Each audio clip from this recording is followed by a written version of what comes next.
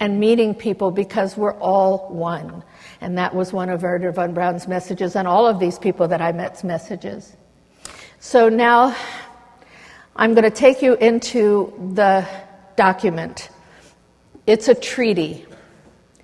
And as I said, it's going to be posted on the opensmind.tv website, and on my Facebook will lead to it. Here it is. Can you read it? It's kind of small print, so I'm going to go over it. And I have just a few copies. We can get some copies if you're desperate for them from Open Minds. This document is the first time ever in a treaty that's going to acknowledge, and in a UN treaty, the indigenous people who never get to sign a treaty. Can you imagine? And the cosmic cultures. And you're the first to see this. This is a milestone document and moment. The first two paragraphs basically say it all. The Outer Space Security and Development Treaty of 2011 establishes a framework and procedures to assure that space will be a neutral realm from which all classes of weapons are banned. All classes, so we don't have to define them. From which no hostile action shall be taken toward Earth or the surrounding cosmos. And then listen to this. The treaty invites nation states to become signatories to the treaty. Well, nation states are who signs a treaty at the UN. And invites all parties, these are parties to the treaty. This is new. All parties, including nation states, indigenous nations, and cosmic cultures, to commit to a plan and assist in the orderly development and implementation of a framework and procedures that will assure and verify space is and will remain a neutral realm from which all classes of space-based weapons are banned in perpetuity, permanently. Now I'm going to go on.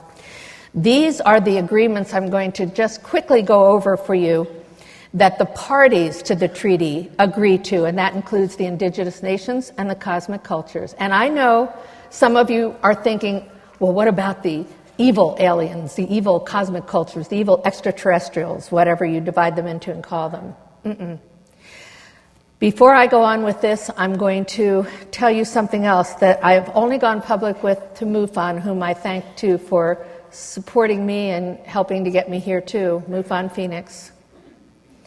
Chris, Stacy, Jim, the whole group, everybody that was there.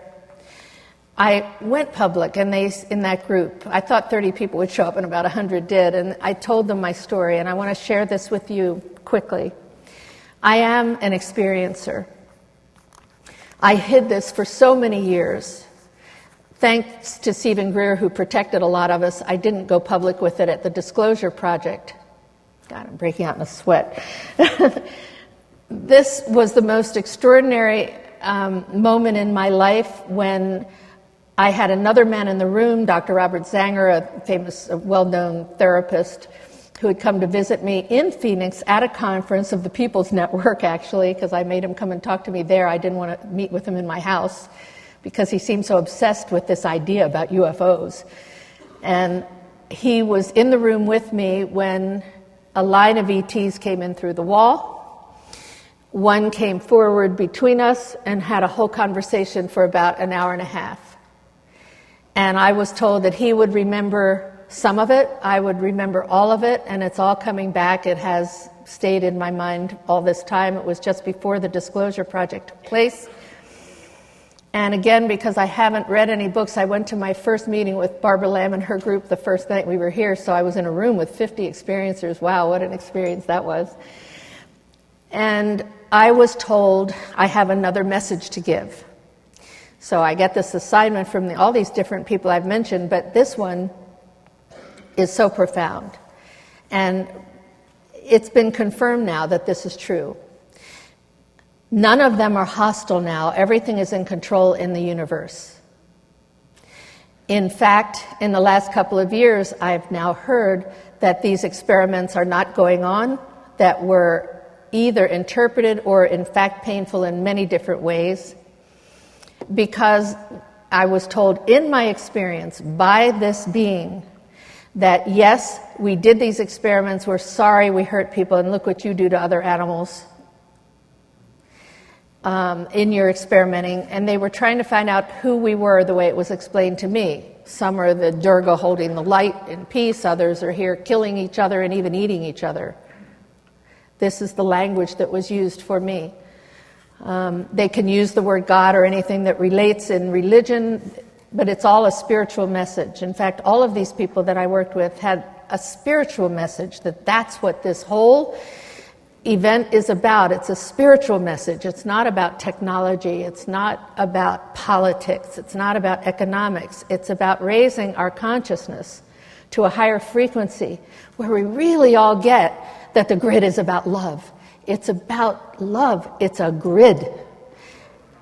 I've learned along the way from this experience that we really are all one, but I got to tell you, I'm discerning right now because we're in transition and I don't want these people around me right now who are causing the problems.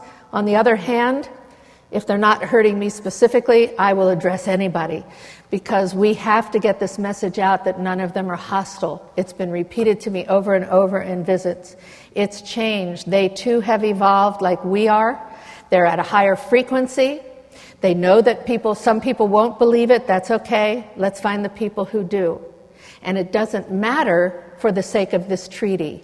The unique thing about what I'm going to read to you now is that we can all agree to it no matter what our belief system is, background, our journey up to this point, no matter how you think or interpret what's going on, or no matter even what the reality is in your life or in this whole issue.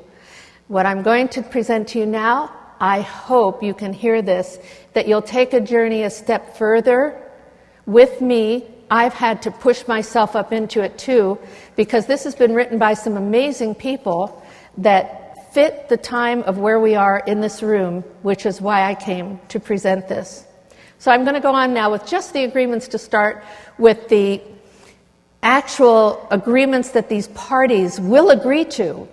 And I've been trying it out on different people, and it works. So if you would now, if I had an ecstasy tablet, I'd drop it all on you. Because it makes you drop all the crap, and get into that higher space. Okay. So now, you've taken your ecstasy. We're all in a higher place. So we are now reaffirming the urgency of preventing a destabilizing and threatening and costly arms race in space. Well, that's pretty obvious to anybody, except those who come from a place where they still think weapons are going to make us more secure. And I know a lot of people like that. The second one is, the parties to this treaty recognize that the agreement by treaty to create a weapons-free space domain ensure universal cooperation in space will save huge sums of money that otherwise are going to be spent on these dangerous, polluting weapons and technologies.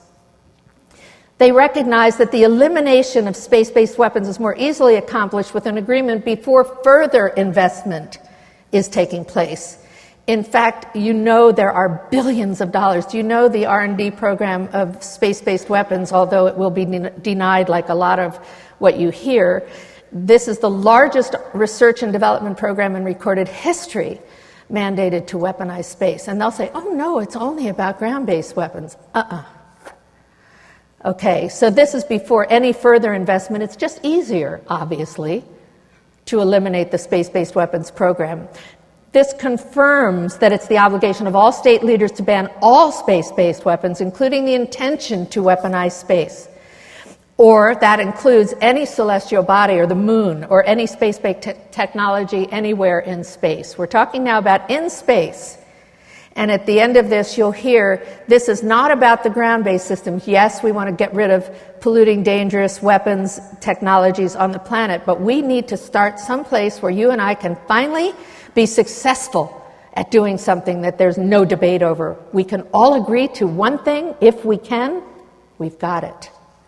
So, we reaffirm the urgent need for agreements on concrete proposals and projects deriving from confidence-building world cooperative space ventures, which will prevent an arms race in outer space. Yes, I know some don't want weapons or technology in space at all, but since it's already happened and it ain't going to stop, this is calling for cooperation in space.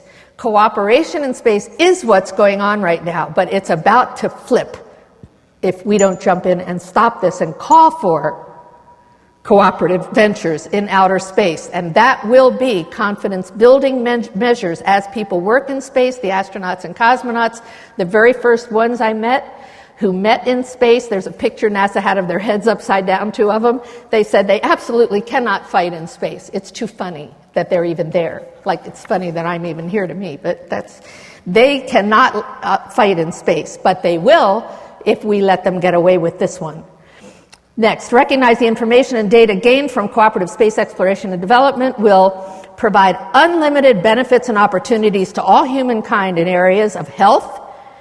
I mentioned all the ways that we could have high technology and higher consciousness and information to heal that doesn't require the kind of drugs that aren't the ones that Timothy and the guys were talking about. I mean, these are the ones that you hear on television that, here, swallow this, you'll feel better. Just if you go blind, or you get diarrhea, or you, in fact, get depressed, or suicidal, or you kill yourself. You know those big... Education, I'm an educator. We need high technology. I helped organize the first 24 countries in two-way audio-visual satellite link-ups. I helped set up 5,000 ground stations in India on the ATS-6 that I worked on with von Braun, the application technology, 6th most complex, huge satellite in existence. Unbelievable experience, because I learned, and Global Educators magazine wrote it up, that there are lists of cooperative ventures that you can do in space that I got actually from Russia from one of my trips. They stuck it in my pocket, I published it, and then soon we saw the Apollo-Soyuz link-up. And we started seeing how satellites could provide global education. Imagine 3 satellites, that's all, in geosynchronous orbit,